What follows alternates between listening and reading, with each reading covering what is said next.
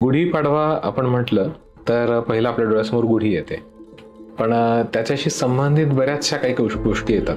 नारद पुराणानुसार असं म्हटलं जातं की वसंत ऋतूचा हा आरंभ आहे, तर वसंत ऋतूच्या आरंभाला नववर्षाचा आरंभ.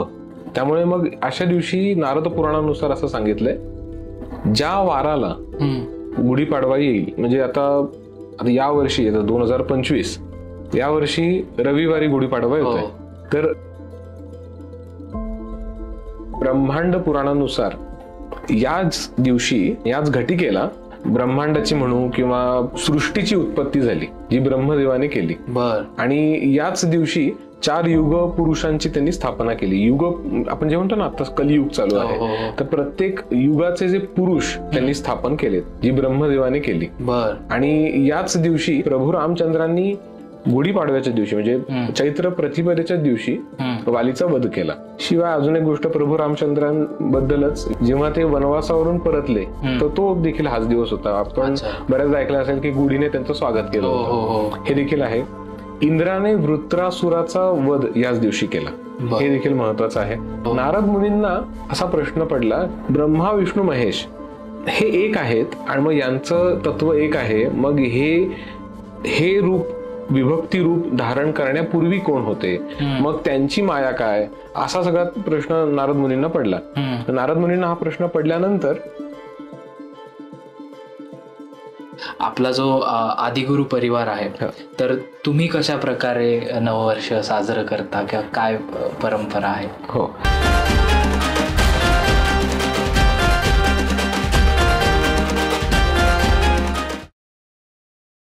कॉस्मोस्टार मीडिया प्रेझेंट स्वीट टॉकच्या आजच्या पॉडकास्टमध्ये तुमच्या सगळ्यांचं मनापासून स्वागत. सर्वप्रथम सगळ्यांना हिंदू नववर्षाच्या म्हणजेच गुढीपाडव्याच्या खूप खूप शुभेच्छा. आणि सगळेजण कमेंट्समध्ये, इंस्टाग्रामला, व्हॉट्सॲपला मला जे DMs करत होते की अभिषेक दादांचा पॉडकास्ट कधी येणार, आणि त्याचीच आज आपण काय म्हणतात, सर्वांची जी उत्सुकता लागून राहिलेली आहे, तर ती मी आता थांबवतो आणि आज आपण अभिषेक दादांचा पॉडकास्ट करतोय. सो नक्कीच सर्वांना आवडेल अशी मला खात्री आहे. सो दादा, तुमचं पुन्हा एकदा स्वागत आणि तुम्हालाही हिंदू नववर्षाच्या खूप खूप शुभेच्छा. आणि तुम्हाला काय सांगावं असं वाटेल? स्वामी शरण, श्री गुरु शरण. फारच सुंदर वाटतंय. आणि आता ह्या मे मध्ये आपला 1 वर्ष या प्रवासाला होईल आणि इतके आपले छान पॉडकास्ट झाले. इतरही बरेच आपले सुंदर पॉडकास्ट झाले. मी बघत असतो आपले व्हिडिओज, जसा वेळ मिळेल तसा. आणि हा जो चॅनल आहे, ह्या चॅनलवरती इतके सगळे चांगले चांगले मुद्दे घेतले जातात आणि इन्फॉर्मेटिव्ह असतात. त्यामुळे या चॅनलला अर्थातच लोकांचा सपोर्ट आहेच आहे आणि दिवसेंदिवस तो वाढत जाणार आहे आणि आपली खूप मोठी अशी फॅमिली वाढत जाईल. सुंदर वाटतंय. जसं तुम्ही म्हणालात की मे पासून हा सगळा प्रवास पूर्ण झाला, 1 वर्ष आता पूर्ण झाले त्याला.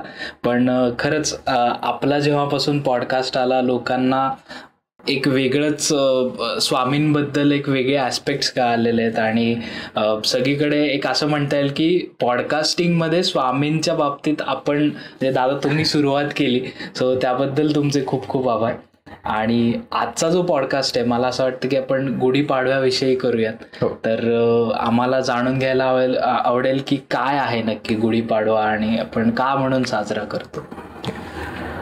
स्वामी शरण, श्री गुरु शरण.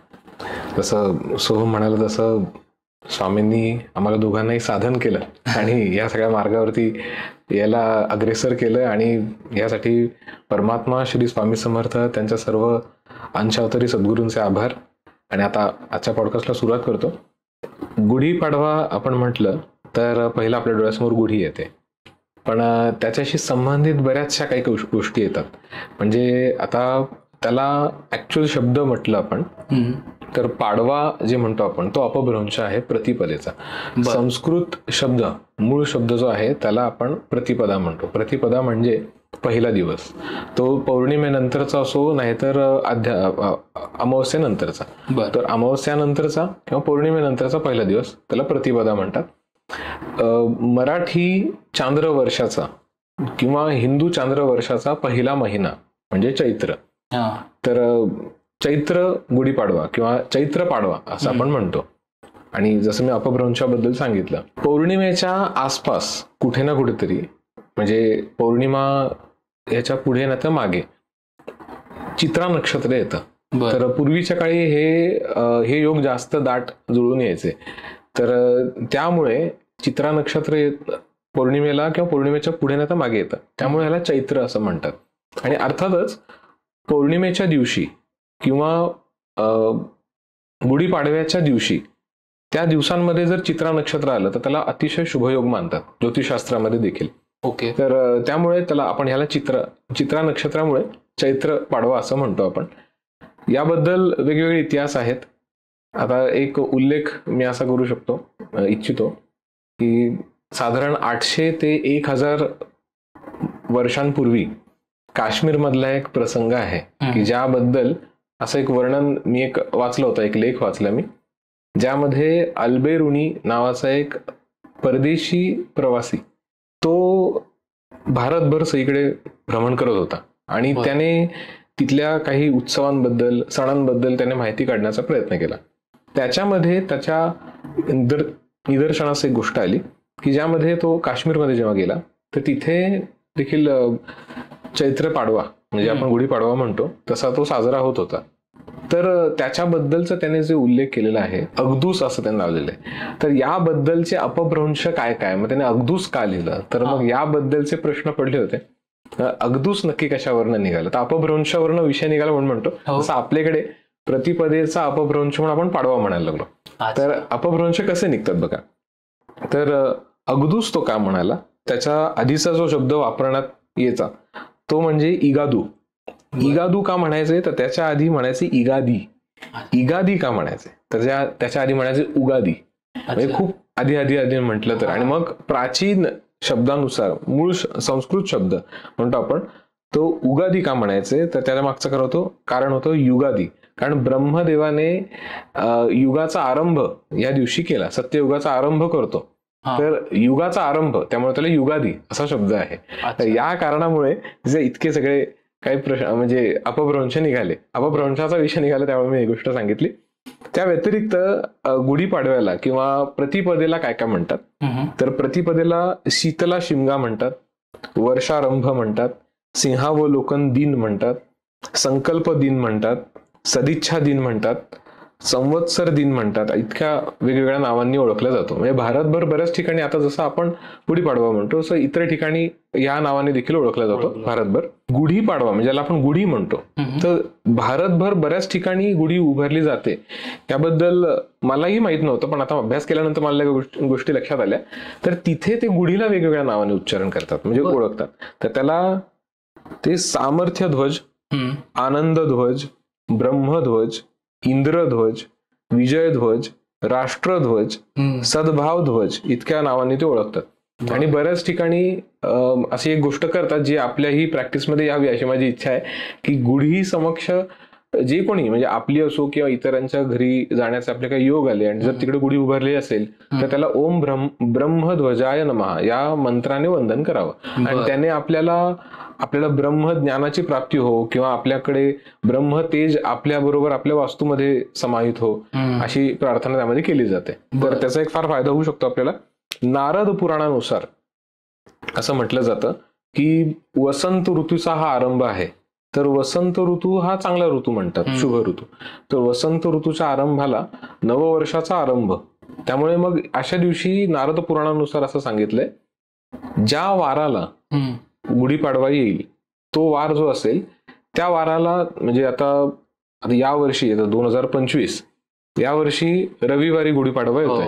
तर रविवारी आलाय तर मग ज्या ग्रहाचा तो वार आहे त्या ग्रहाची उपासना संपूर्ण देशाने काही प्रमाणात तरी केली पाहिजे. म्हणजे आता रविवार आलाय तर मग रवीची उपासना झाली पाहिजे. तर इतर कुठल्याही वाराला तो आला तर त्या ग्रहाशी संबंधित उपासना झाली पाहिजे. काही ठिकाणी अशी देखील धारणा आहे की त्या ग्रहा व्यतिरिक्त त्या देवतेशी संबंधित देखील आराधना झाली पाहिजे. तर रविवार म्हटलं तर कुळदेवाचा पण वार म्हणतात, काही ठिकाणी रामाचा वार, काही ठिकाणी आपण खंडोबाचा वार म्हणतो. तर असे प्रकार आहेत, या पद्धतीने करू शकतो. तुम्ही बरेचसे लोकांचे दाखले ऐकले असतील या वर्षीचे, मलाही बऱ्याच जणांनी विचारलं होतं. तर हे पण खरं आहे. म्हणजे आता या वर्षीचं कसं झालंय बघा, 2025 हा अंक, तर यामध्ये 2 + 2 4 आणि 5, मग 4 + 5 9 येतो. तर 9 जो आहे, 9 हा अंक मंगळाच्या अंडर येतो. मंगळ हा संपूर्ण प्लॅनेटरी सिस्टीम किंवा ग्रहांमध्ये त्याला जर कुठलं कॅरेक्टर दिलं असेल तर ते आहे सेनापतीचं. तर तो सेनापती झाला. आणि राजा म्हणजे सूर्य. तर बऱ्याच जणांकडून तुम्ही ऐकलं असेल की या वर्षी एक जन्मांक ज्यांचा आहे, म्हणजे ज्यांचा 1 तारखेला जन्म झालाय, 19 तारखेला, 28 तारखेला, 10 तारखेला जन्म झालाय, त्यांचा एक जन्मांक. तर त्या एक जन्मांकाच्या लोकांसाठी हे वर्ष अतिशय लकी आहे असं म्हणतात. 9 जन्मांकाच्या लोकांसाठी देखील आहे असं म्हणतात. या व्यतिरिक्त बाकीही पडसाद आहेतच. म्हणजे काय म्हणजे परिणाम होणार आहेत, किंवा आता शनी कसा गोचरी आहे, आणि शनी आता म्हणजे मेष राशीच्या लोकांना आता सावध पण राहायचंय, अशा बऱ्याच सगळ्या गोष्टी आहेत. पण हा देखील त्यातला एक भाग आहे. तर या वर्षी रविवारी गुढीपाडवा येतोय, तर सूर्यभक्ती संबंधित काही ना काहीतरी गोष्टी लोकांनी प्रॅक्टिसमध्ये आणाव्या असं मला वाटतं, ज्यामध्ये सूर्य गायत्री जरी आपण म्हटली, किंवा जसं गायत्री मंत्र असतो, आता इव्हन गायत्री मंत्राचाही उपयोग होऊ शकतो. सूर्य गायत्री दररोज 24 वेळा म्हणता आलं. सूर्यदेवांचे काही बीज मंत्र, सूर्यदेवांना अर्घ्य वाहणं, अजून सूर्यनमस्कार घालणे, अशा बेसिक जरी काही गोष्टी कोणाला करता आल्या तर त्याचाही आपल्याला उपयोग होऊ शकतो. त्या व्यतिरिक्त हे काही गोष्टी आहेत गुढीपाडव्या संबंधित. विष्णू पुराण, गरुड पुराण, चतुर्वर्ग आणि चिंतामणी या ग्रंथानुसार व्रतारंभ संकल्प असं त्याला म्हणतात. तर या ग्रंथानुसार या दिवशी व्रताचा आरंभ करायचा. मग आता व्रत म्हणजे नक्की कोणती, तर पूर्वीच्या काळी काय घडायचं, तर शास्त्रार्थ किंवा शास्त्र अभ्यास हा बऱ्याच प्रमाणात व्हायचा, तर त्याचा उपयोग व्हायचा. तर मग काय करायचं असतं, शास्त्र अभ्यास म्हणजे नक्की काय करायचंय, तर अक्षतांचे वेदींवरती किंवा चौरंगांवरती अक्षतांचे अष्टदल कमळ त्यावरती स्थापन करायचे. अक्षत म्हणजेच तांदूळ. बऱ्याच जणांना हा प्रश्न पडतो की तांदूळ आणि अक्षता वेगळ्या आहेत का, असे काही जण विचारतात. तर आपण वेगळं म्हणू शकतो, पण अर्थ सांगतो. अक्षत ज्याला क्षती नाही गेलीये, जे तुटलेलं नाही, तर त्या अक्षता आहेत. आपण अर्थातच देवतांना वाहताना असं काहीतरी वाहू की ज्यामध्ये कुठल्याही प्रकारची त्रुटी नाहीये आणि ते तुटलेलं नाही, त्यामुळे त्याला अक्षता आपण म्हणतो. त्यामुळे अक्षत, तर अक्षता, आणि अर्थातच देवांचे काय कार्य असेल तर तांदूळाने देखील अक्षताच म्हणाव्या. तर अक्षता ज्या आहेत, अक्षतांचे अष्टदल कमळ म्हणजे 8 पाकळ्यांचं कमळ आपण स्थापन करायचं, म्हणजे असं डिझाईनने बनवायचं. आणि त्याच्यावरती शास्त्र संबंधित किंवा वेद, पुराण ग्रंथ, शास्त्र ग्रंथ असे ठेवायचे, आणि त्याचा आपण अभ्यास करायचा असतो, असा संकल्प सोडायचा असतो. मग तो आपण वर्षभर करू शकतो, किंवा संकल्पाने काही महिन्यांसाठी करू शकतो, आठवड्यांसाठी करू शकतो.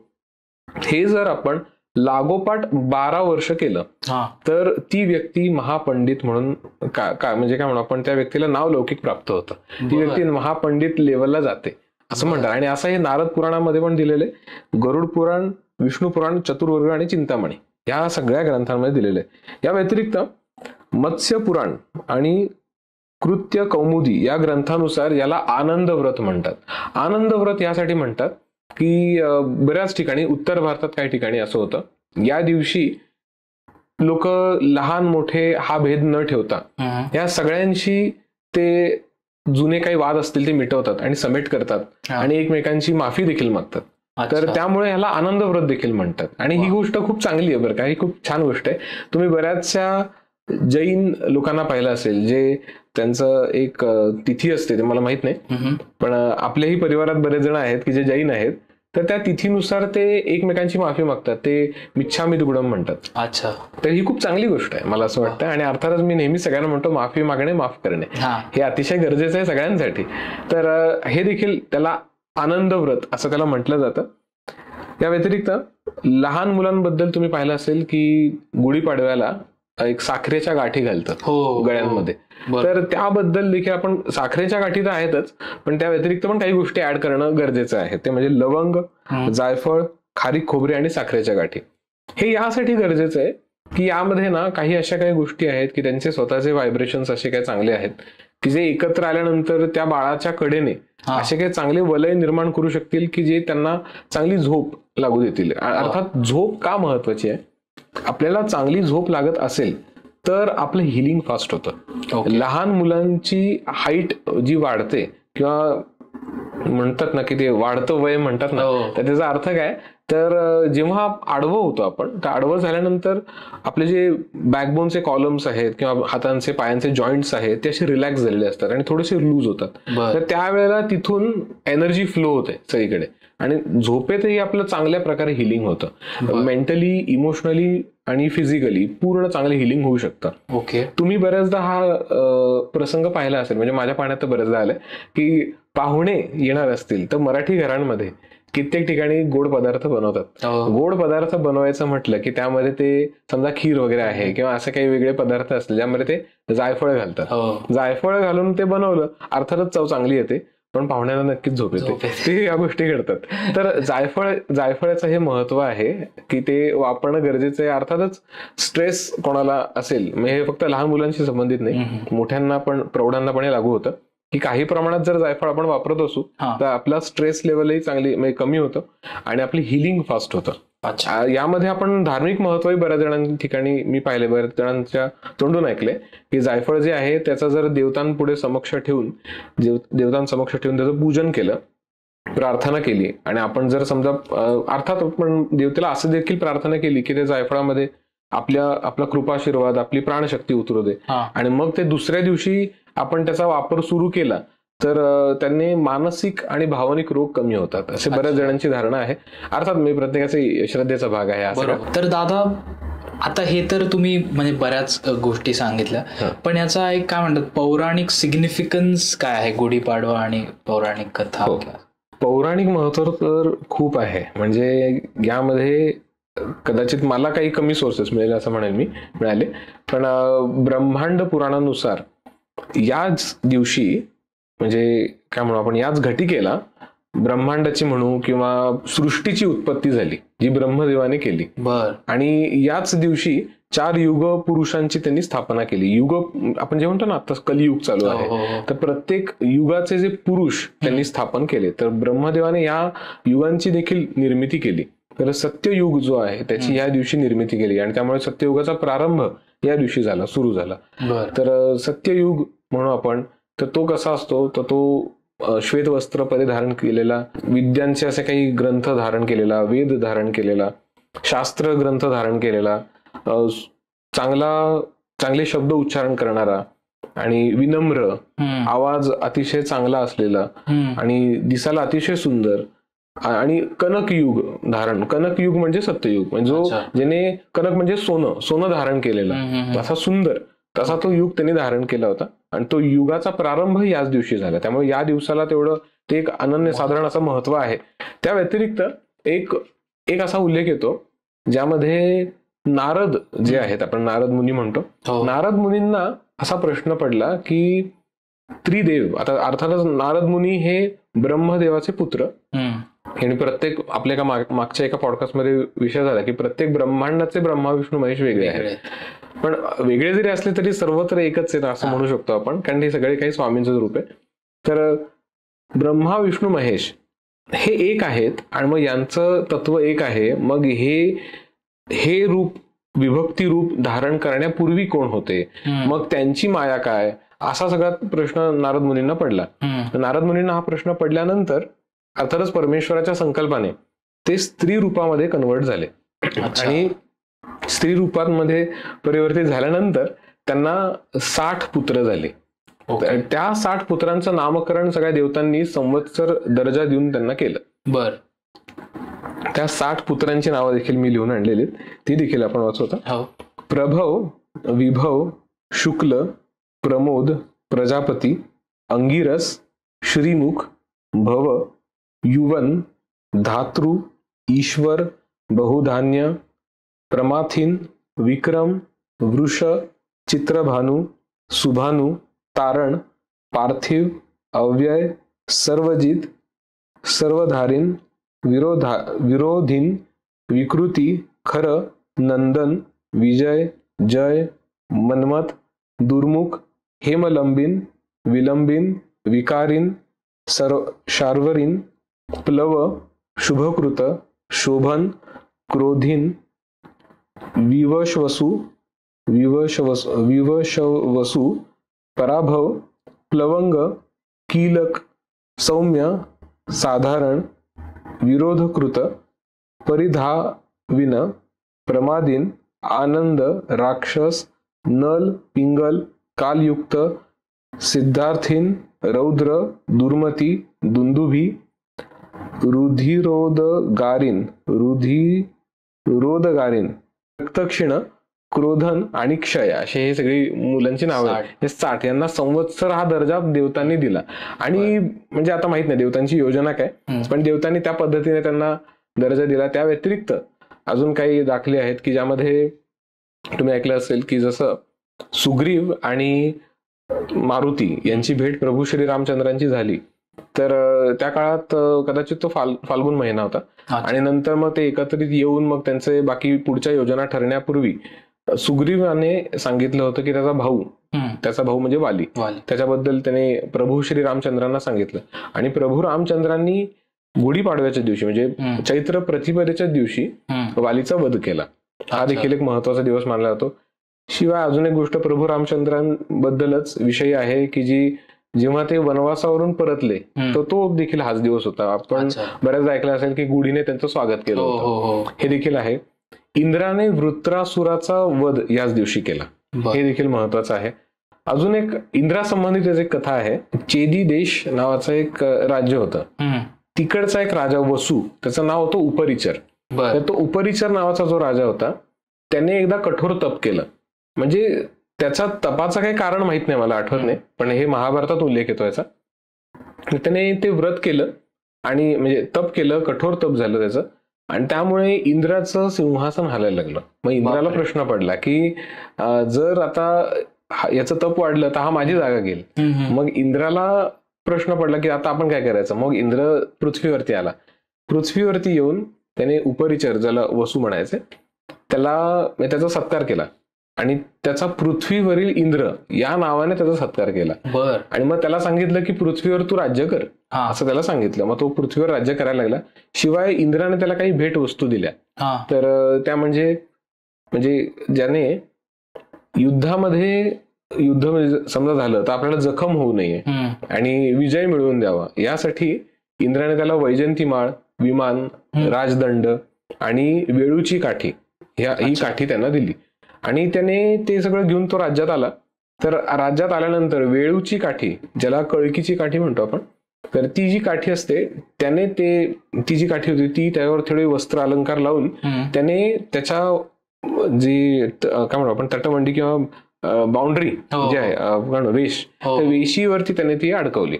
तर तिथून पुढे क्षत्रिय धर्मामध्ये पण, क्षत्रिय लोकांमध्ये किंवा इतर राजांमध्ये ही प्रथा झाली की गुढीपाडव्याच्या दिवशी आपण गुढी लावतो, तर ही प्रथा तिथून पुढे सुरू झाली. असे म्हणजे हे एक दाखला मला सापडला. त्यानुसार काही जण पूर्वीच्या काळी मकर संक्रांतीच्या दिवशी नवीन वर्ष साजरा करायचे.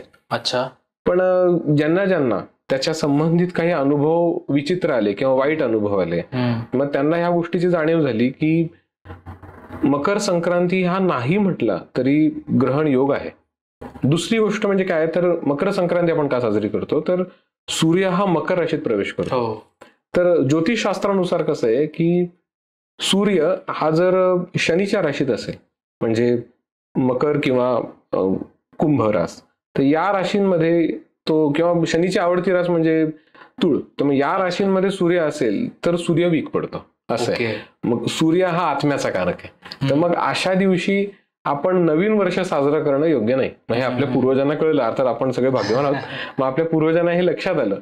मग आपल्या बऱ्याचशा पूर्वजांनी हे लक्षात म्हणजे एकत्रित येऊन सभा घेऊन ठरवलं की अशा ग्रहण योगावरती आपण नवीन वर्ष साजरा करण्यापेक्षा नवजीवन प्रदान करणं किंवा पुनर्जीवन प्रदान करणारा वसंत ऋतू जेव्हा सुरू होतो ह्या दिवशी म्हणजे चैत्र पाडव्याला आपलं नववर्ष साजरा व्हायला पाहिजे. त्यानुसार मग आपला सनातन हिंदू संस्कृतीनुसार आपला हा नववर्षाचा उत्सव सुरू होतो. अच्छा, तुम्ही संवत्सर हा एक शब्द वापरला, तर त्याचा एक्झॅक्टली अर्थ काय? संवत्सराचे अनेक अर्थ आहेत, म्हणजे असं एक्झॅक्ट मला नाही सांगता येणार, पण वर्ष काही जण म्हणतात, किंवा संवत्सर म्हणजे काही ठिकाणी पुराणांमध्ये असा उल्लेख येतो की संवत्सर पुरुष म्हणजे काय, तर संवत्सर यामध्ये एक पुरुष जो मूळ पुरुष आहे तर त्याची विभक्ती समजा राशींमध्ये केली तर एक असा परमेश्वर उभा आहे, तर टाळू भागापासून ते आज्ञाचक्रापर्यंत, मग इथे मेष रास आली,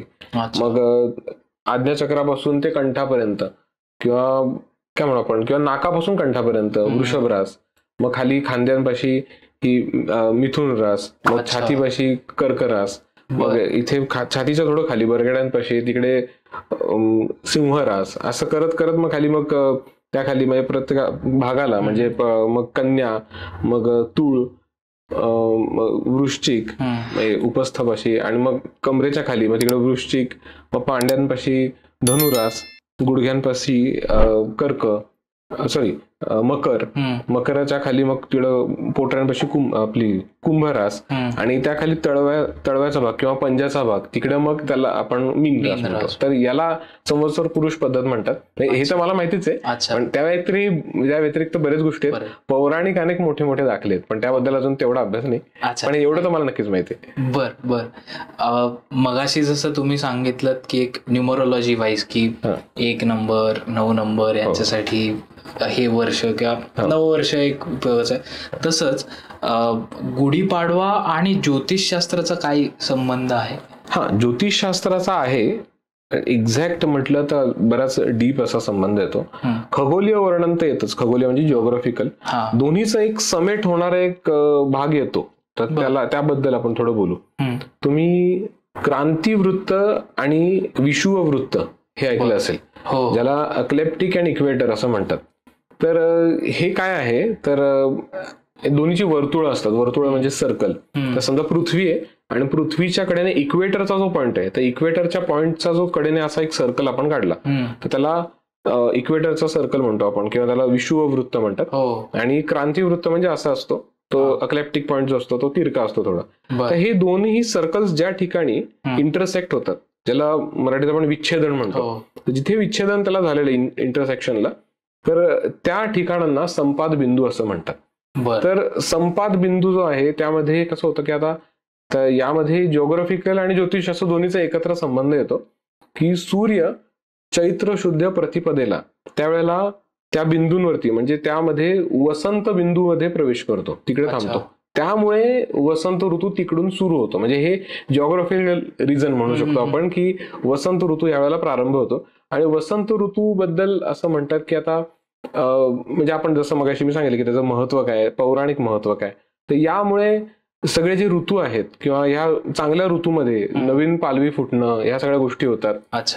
याचे बाकी महत्व आहेतच, पण ज्योतिषशास्त्रानुसार मला असं वाटतं की सूर्य जो आहे, सूर्य हा बलवान असतो असं म्हणतात. याबद्दल आपण पुढे बोलणारच आहे, पण ज्योतिषशास्त्रानुसार अजून डीप मध्ये बऱ्याचशा गोष्टी असू शकतात असं मला वाटतंय. पण खगोलीय आणि ज्योतिष ह्या दोन्हीचा समेट होणारा ही गोष्ट मला आठवते की ही नक्की आहे त्यामध्ये.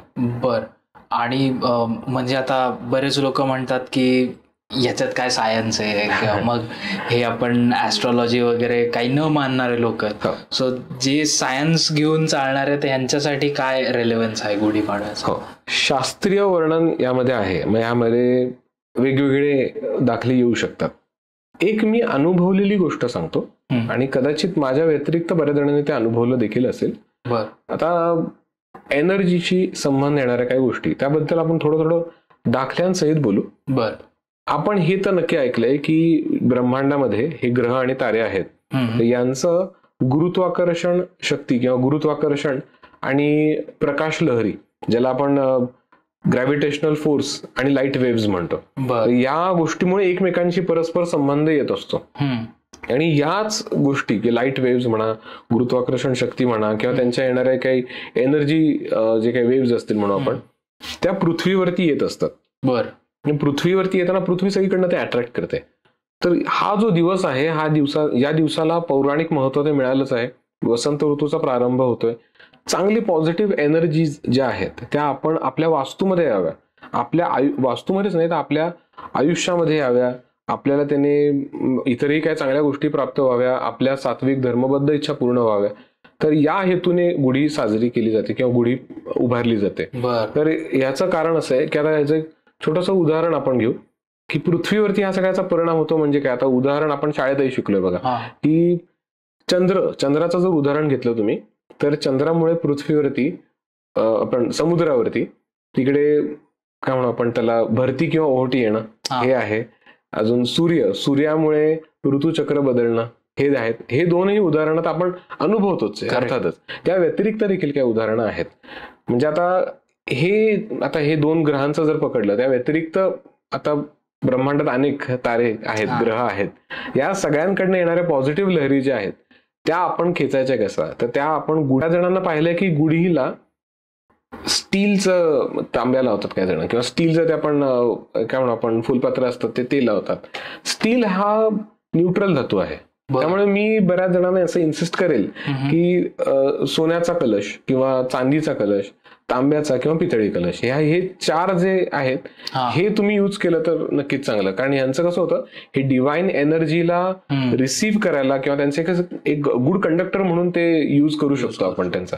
आणि शिवाय बघा आणि हे शास्त्रीय महत्व आहे बरं कायला की आपण ती जी काठी जी आहे आता युजली ती काय कळकीची किंवा वेळूची काठी मिळेलच ह्याची गॅरंटी नाही. पण जी कुठली असेल पण ती लाकडाची असावी. मी काही ठिकाणी असं देखील पाहिलंय की काठी मिळाली नाही म्हणून मग काही काहींनी पडद्याचे जे रॉड असतो तो लावतात काही जण. तर त्या अर्थात मी आता हे जे सांगतोय याला ठीक आहे म्हणजे ज्याच्या श्रद्धेचा भाग आहे. पण मी अनुभवलेल्या काही गोष्टी सांगतो की लाकूड असेल तर चांगलं. अर्थात आपण एक गोष्ट आता माहिती आपल्याला की आपल्याला जेव्हा शॉक लागतो तेव्हा आपण लाकडाच काहीतरी मारतो ना त्या व्यक्तीला, त्याने तो आपल्याला लागू नये. तर हे त्यातलाच एक भाग आहे. रेशमी वस्त्र याबद्दल एक छोटंसं उदाहरण देतो.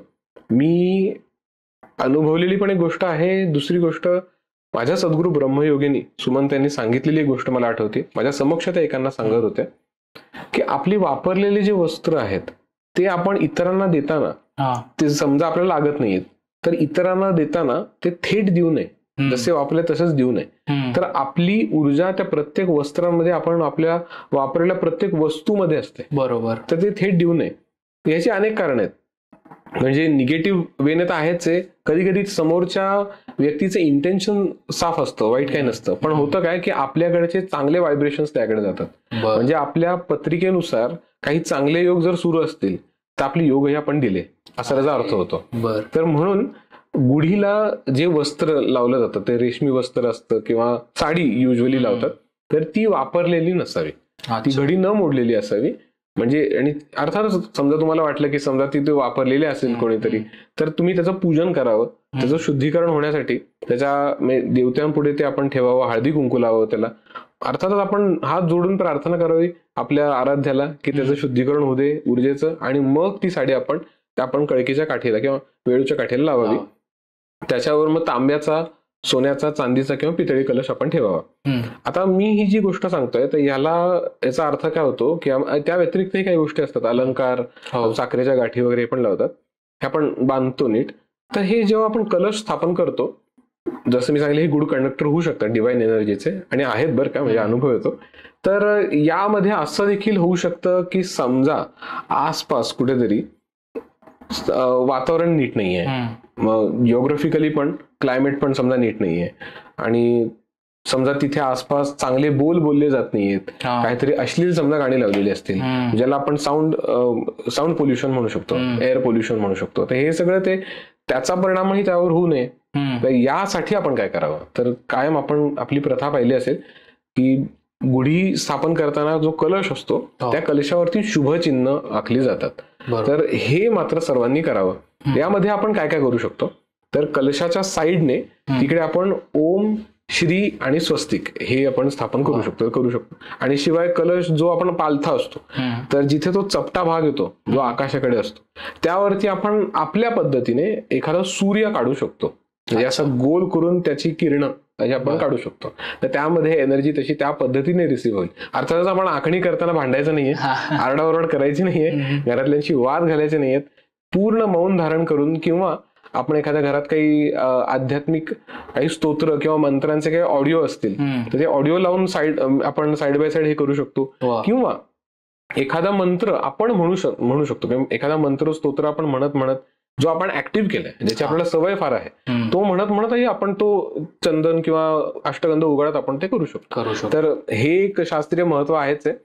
त्या व्यतिरिक्त एक शास्त्रीय महत्व असं आहे की बृहस्पती, म्हणजे ज्याला आपण ज्युपिटर म्हणतो इंग्लिशमध्ये, ज्युपिटरकडनं येणाऱ्या ज्या रेज आहेत किंवा आपण त्याला लाईट वेव्स म्हणू, त्या लाईट वेव्स ज्या आहेत ते या दिवशी खूप चांगल्या असतात. आणि म्हणून तुम्ही पाहिलं देखील असेल, मी तर पाहिलंय की गुढीपाडव्याच्याच पुढे नाही तर मागे कुठल्या तरी एका तिथीला बरेचसे शेतकरी नांगरणी करून ठेवतात, कारण त्यांनी शेतीचं उत्पादन क्षमता वाढते शेतीची. तर हे खूप गरजेचं आहे. आणि जे कोणी शेतकरी बघत असेल त्यांना माझं सांगणं आहे की हे खूप चांगलं आहे. त्या दिवशी तुम्ही जर नांगरणी करून ठेवणार असाल, शुभ आहे आपल्यासाठी हे सगळं. अजून आयुर्वेद शास्त्रानुसार त्याचं काय महत्व आहे त्याच्याबद्दल मी काही गोष्टी लिहून ठेवल्यात. अर्थात मी आयुर्वेदाचा तेवढा अभ्यास नाही माझा, पण मी काही गोष्टी लिहिण्याचा प्रयत्न केलाय. रक्तवर्धक मिरे, उत्तेजना व गंध देणारे हिंग, आयोडीन देणारे मीठ, वातुळ पदार्थांचा त्रास कमी करणारा ओवा, आयन आणि क्षारयुक्त गूळ, शक्तिवर्धक दही आणि अनेक रोगांचा नाश करणारे कडुलिंब यांचा काही ठिकाणी एकत्रित प्रसाद करतात. काही ठिकाणी यातल्या काही गोष्टी वगळतात, काही गोष्टी एकत्र असतात आणि काही ठिकाणी वेगवेगळ्या पद्धतीने त्याचे काही पदार्थ बनवले जातात. तर याचा आपल्यावरती बायोलॉजिकली विचार केला तर आपल्यावरती अर्थातच आपण डिटॉक्सिफिकेशन वाला एखादा परिणाम चांगला होतो. त्यामुळे हे देखील शास्त्रीय आधार आहे. कडुलिंबावरनं एक विषय निघाला, त्यावर मला एक गोष्ट आठवते. कडुलिंबाला देखील कल्पवृक्ष म्हटलं गेलेलं आहे, आपण आयुर्वेदामध्ये म्हणू शकतो. तर कडुलिंबाबद्दल एक छोटासा पुराण दाखला असा सापडलेला आहे की जेव्हा मागे आपला एक पॉडकास्ट झाला होता त्यामध्ये मी समुद्र मंथनाबद्दल सांगितलं होतं, ज्यामध्ये सगळे 14 रत्न जे बाहेर आले त्यामधलं एक अमृत होतं आणि भगवान धन्वंतरी हे आले होते. भगवान धन्वंतरींच्या हातून तो अमृत कलश आला. तर त्या झटापटीमध्ये भगवान धन्वंतरींना स्पर्श करून काही अमृताचे जे काही थेंब पृथ्वीवर पडलेले तर त्याला आपण कडुलिंब म्हणतो. काहींच्या मते, काहींची धारणा अशी आहे की भगवान धन्वंतरींना स्पर्श केलेल्या वाऱ्याने आणि वारा आणि प्लस त्या अमृताचे थेंब यांच्या स्पर्शाने कडुलिंब आलेला आहे असं म्हणतात. त्यामुळे कडुलिंब हे आपण ऐकलं असेल की पोटाचे आजार घालवणारं हे खूप मोठं साधन आहे. त्यामुळे त्याला एक अनन्यसाधारण महत्व आहे आणि कडुलिंबाचं सेवन नक्कीच करावं आपण. पूजनासंबंधित यामध्ये काही गोष्टी येतात तर त्या देखील मी आता काही मांडतो. हो चालेल. एक श्लोक आहे, तो मंत्र आहे, त्याबद्दल मला एक दाखला आठवला, तो सापडला, त्यामुळे मी आता आपल्या सगळ्यांसमक्ष मांडतो तो. एष धर्म घटो दत्तो ब्रह्मा विष्णू शिवात्मकः अस्य प्रदानात सफला मम संतु मनोरथः. हा मंत्र म्हणत किंवा या मंत्राचा 3 वेळा जप करून जर आपण माठ दान केला या दिवशी, गुढीपाडव्याच्या दिवशी, किंवा आपण पाणपोई स्थापन केली तर आपले सात्विक धर्मबद्ध इच्छा आपल्या पूर्ण होतात. अजून आपले आरोग्य चांगलं राहतं, आपलं भय दूर होतं, आपल्या मानसिक काही आजारपण असतील किंवा शारीरिक काही दुर्बलता असेल ती दूर होते. असे बऱ्याच जणांचे अनुभव आहेत. तर दर्शकांनी जर हे केलं तर नक्की उपयोग होऊ शकतो. हा मंत्र मात्र नक्की म्हणा. आणि दुसरं अजून एक आहे की आपण पाहिलं असेल आणि आपण अनुभवलं देखील असेल, आपण असे काही शुभ आपले काही वेला असतात किंवा 3.5 मुहूर्तांपैकी एखादा मुहूर्त, अर्थातच हा पूर्ण मुहूर्त आहे 3.5 मुहूर्तांपैकी एक. तर या पूर्ण मुहूर्ताला असं होतं की पहाटेच्याच वेळेला आपण उठावं. याचं कारण काय? आता बऱ्याच जणांना प्रश्न पडतो की दर सणाला आपल्याला लवकर उठावंच लागतं, करावंच लागतं. बायकांना तर बिचाऱ्यांना काय ऑप्शन नाही काही ठिकाणी की त्यांना स्वयंपाकाच्या निमित्ताने उठावंच लागतं, पण पुरुषांनी देखील उठावं. तर पहाटे आपण उठतो आणि त्यानंतर आपलं काही समजा काही साधनं असतील, आध्यात्मिक मेडिटेशन असेल किंवा तुमचं काही महत्वाचं काम जे लवकर उरकणार असेल ते तुम्ही करू शकता. त्यानंतर जेवढं शक्य होईल तेवढं मौन धारण करावं.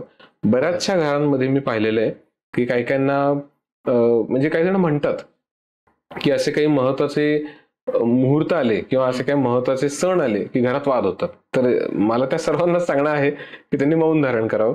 मौन धारण करून प्रत्येकाने जेवढं कमी बोलता येईल तेवढं कमी बोलावं. आंघोळ वगैरे उरकावी आपली, आणि आंघोळ उरकून मुख्य द्वाराच्या बाहेर आंब्याची पानं आणि कडुलिंबाचे मोहोर हे आपण कोपऱ्यांमध्ये लावतो. दोन्ही म्हणजे उंबऱ्याच्या बाहेर मेन डोरच्या, किंवा काही जण उंबऱ्याला पण अडकवतात, किंवा काही जण असे काय म्हणतो आपण त्याला तोरणच बनवतात. तर ते फार चांगलं. ज्या वेळेला सूर्योदय होतो त्यावेळेला तुम्हाला सांगतो या दोन्हीच्या स्पर्शाला, या दोन्हीच्या गोष्टीचा स्पर्श होऊन वास्तूमध्ये प्रचंड पॉझिटिव्ह एनर्जी प्रवेश करते. आणि अर्थातच आपण त्या धारणेला लावत असतो तर खूपच चांगलं. समजा आपण कधी हे आदल्या दिवशी अर्थात आपण आणणार आंब्याची पानं म्हणा किंवा कडुलिंबाचे मोहर. समजा आपल्याला असं वाटलं आपल्या घरात देवघरात असे काही स्थान आहे किंवा आपण कुठे साधना करतो अशी काय स्थान आहेत, तिकडे जर त्यांना ठेवलं आणि आपण जर अगदी मनापासून कळकळीने प्रार्थना करून जर आपल्या आराध्याला किंवा परमात्मा स्वामींना सांगितलं तर अर्थातच ते त्याच्यावरती कृपा वर्षाव करून आपण जेव्हा पहाटे ते लावतो तर मात्र आपण त्याचा अनुभव खूप चांगला घेऊ शकतो. तर ते एक होऊ शकतं. म्हणजे पूजेतला हा एक भाग आहे, हा एक नक्कीच करू शकतात लोक. मी मंत्राबद्दल मगाशी एक सांगितलं.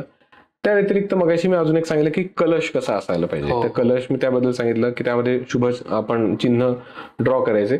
यामध्ये याचे पण काय काय प्रतीक आहेत त्याबद्दलही बोलू आपण. त्यामध्ये काय आहे, वेळूची किंवा कळकीची जी काठी आहे त्याचं प्रतीक ते आहे वंशवृद्धीचं प्रतीक. आणि रेशमी वस्त्र किंवा साडी हे मांगल्याचं प्रतीक आहे. मांगल्य आपल्या घरात राहावं प्रत्येकाच्या घरी. तसं गंध किंवा चंदन, अष्टगंध, हळद कुंकू हे शक्तीचं प्रतीक आहे. बऱ्याच ठिकाणी अष्टगंध लावून त्यावरती हळद कुंकू लावतात आणि ही योग्य पद्धत आहे, तसं आपण करू शकतो. साखर गाठी जे असतात ते माधुर्याचं प्रतीक आहे. कडुलिंब आरोग्य प्राप्तीचं प्रतीक आहे. तर हे जे काय महत्वाचे काय आपण भाग कंपोनंट्स आपण वापरतो तर या सगळ्याला धार्मिक महत्व आहेच, शिवाय आपण एक सायकोलॉजिकल मी आता म्हणलो की तुम्ही मानू शकता की असं असं त्याचं प्रतीक आहे किंवा सिम्बॉल आहे, त्या पद्धतीने आपण करतो. हे सगळं तर आपण करतोच. आता महत्वाचा पार्ट मला सगळ्यांना सांगायचा आहे की आपण हे स्थापन करणार, हे सगळं केल्यानंतर प्रार्थना मात्र आपण कोणती करायची किंवा आपण मंत्र असा विशेष कोणता म्हणायचा जेणे आपल्याला त्याचा फायदा होऊ शकतो. गुढी उभारल्यानंतर आपण मंत्र म्हणायचा, भगवन सत्वत प्रसादेन वर्षक्षेम मिहास्तुमे संवत्सर उपसर्गो मे विलयम यांत्य शेषतः. हा मंत्र म्हणून जर आपण आपल्या आराध्य दैवताचं नामस्मरण जर करायला घेतलं तर आपल्याला प्रचंड उपयोग होतो. आपण हा मंत्र साधारण एकदा किंवा तीनदा, आपली इच्छा 11-21 वेळा देखील म्हणू शकतो आपण. हा मंत्र म्हणून आपल्या आराध्य दैवताचं आपण नामस्मरण करू शकतो. काही ठिकाणी अशी प्रथा आहे की तिकडे ब्रह्मदेवाची स्तुती म्हटली जाते किंवा ब्रह्मदेवाबद्दल काही मंत्र म्हटला जातो. काही ठिकाणी यज्ञ देखील केलं जातं, वेदांचं अध्ययन केलं जातं, अशा गोष्टी केल्या जातात. हे तुम्हाला जे योग्य वाटेल तुम्ही करू शकता. किंवा स्तोत्रांचा पाठ तुम्ही करू शकता, स्तोत्रांची आवर्तनं म्हणू शकता. सामूहिकरित्या जर वास्तूतल्या राहणाऱ्या प्रत्येक सदस्यांनी जेवढ्यांना शक्य आहे तेवढे एकत्र येऊन जर केलं तर हे जास्त चांगलं. आणि अर्थातच आता हे तर आपण सगळं स्थापन करण्याबद्दल वगैरे सगळं म्हटलं. एक नियम तर आपल्या सर्वांना माहित असावा की गुढी जी आहे ही आपली सूर्योदयापूर्वी जर स्थापन केली तर चांगली, किंवा सूर्योदयानंतरही काही ठिकाणी करतात. सूर्योदयानंतर किंवा सूर्य आल्यानंतर जर आपण स्थापन केली तर अर्थातच सूर्य फार वर आलेला नकोय, तेव्हा समोर असेल तर चांगलं. त्यावेळेला गुढी आपण स्थापन करायची जेणेकरून मगाशी जसं मी सांगितलं त्यातनं व्हायब्रेशन्स जे येतात किंवा आपण म्हणू शकतो सौर प्राणशक्ती. प्राणशक्तीचे अनेक प्रकार आहेत. तर प्राणशक्ती ही सूर्याकडनं येते, तिला सौर प्राणशक्ती म्हणतात. चंद्राकडनं येते, तिला सोम प्राणशक्ती म्हणतात. पृथ्वीमधनं येते, तिला भू प्राणशक्ती म्हणतात. वातावरणातनं किंवा हवेतनं येते, तिला वायू प्राणशक्ती म्हणतात. अजून वृक्ष प्राणशक्ती पण असतात, तिला वृक्ष प्राणशक्तीच म्हणतो आपण. आणि परमेश्वरी प्राणशक्ती तिला पण म्हणतो. तुम्ही बऱ्याचदा असं ऐकलं असेल किंवा पाहिलंही असेल की ग्रह शांती जेव्हा केली जाते तर ग्रह शांती करताना त्या विशिष्ट ग्रहाचा जप काही ठरलेल्या संख्येमध्ये करावा लागतो. बरोबर. तर हे वेगळं काही नाहीये की ते त्यांच्याकडे येणाऱ्या लाईट वेव्हज आहेत तर ते त्या व्यक्तीच्या आरपार कसे पास होत आहेत. आरपार पास होत असतील लाईट वेव्हज तर त्या व्यक्तीला त्या ग्रहाची बाधा नाहीये. आणि जर समजा ते आरपार नाही पास होते, रेझिस्टन्स येतोय, म्हणजे त्या ग्रहाची बाधा आहे असं त्याला आपण म्हणतो. तर हे देखील त्यांच्याकडे येणारी प्राणशक्ती आहे, ओके, आपल्याला मिळावी. तर हे मिळवण्यासाठी दिवसभर तर आपण गुढी ठेवतोच.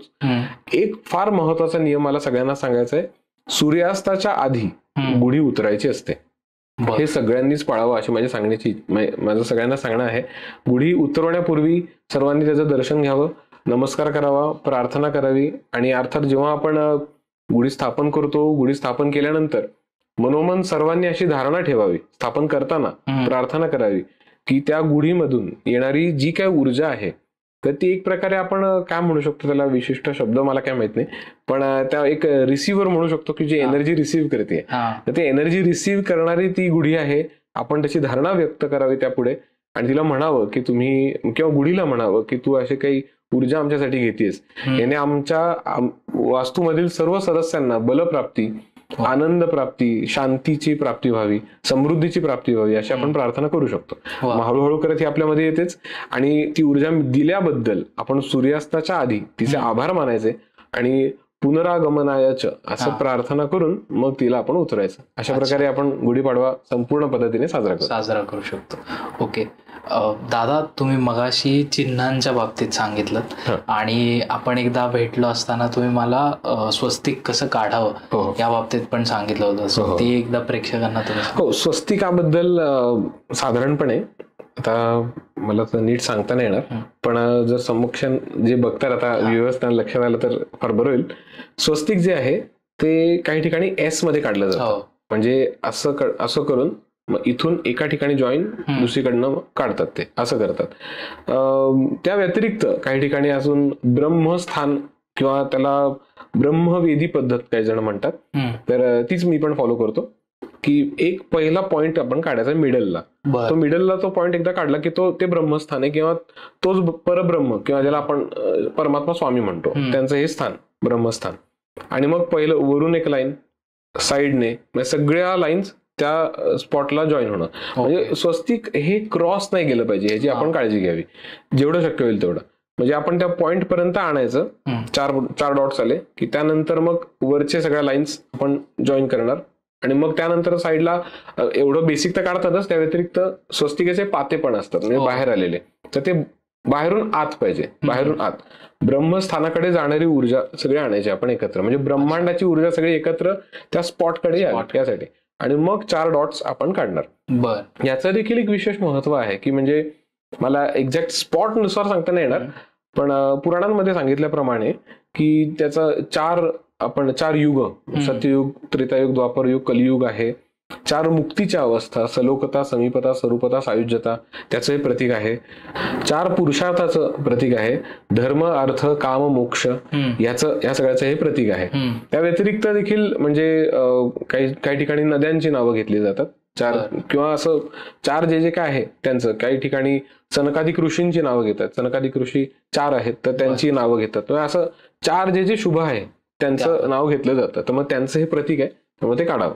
तुम्ही खूप चांगला प्रश्न विचारला, त्यामुळे लोकांनाही फायदा व्हावा. आता नेमका अर्थातच मी जरा घाईत पटकन दाखवणं सगळ्यांना लक्षात आलं नसेल तर माफ करा सगळ्यांनी, पण मी प्रयत्न केला. बहुतेक कळालं असेल, कारण की ऊर्जा जी आहे ती त्या स्पॉट पर्यंत गेली पाहिजे त्या पद्धतीने जरी लोक. आणि हे लक्षात ठेवा की आपल्याला क्रॉस जायचं नाहीये आणि जे स्पॉट आहेत ते आपण बाहेरून आत जातोय, म्हणजे बाहेरून सुरुवात तर नाहीच करायची, पण थोडं त्या पॉइंटला जॉईन होण्यासाठी आपण करतोय. आणि एक गोष्टीची अजून एक काळजी घ्या की बऱ्याच ठिकाणी स्वस्तिक काढताना हे लक्षात येत नाही काही की ते उलट आहे.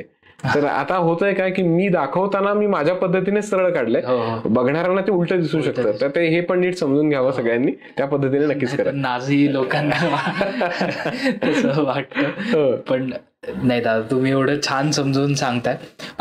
या पॉडकास्टच्या शेवटाकडे येताना मला तुम्हाला एक विचारावं असं वाटेल की आपला जो आदिगुरु परिवार आहे, तर तुम्ही कशा प्रकारे नववर्ष साजरं करता किंवा काय परंपरा आहे? हो, तसं आदिगुरु संप्रदायानुसार अशी विशेष काही असं काही वेगळं काही करत नाही. आपण ही गुढी तर नक्कीच स्थापन करतोच, पण अर्थातच आदिगुरु संप्रदायानुसार एक गोष्टीला एक फार जास्त महत्व आहे.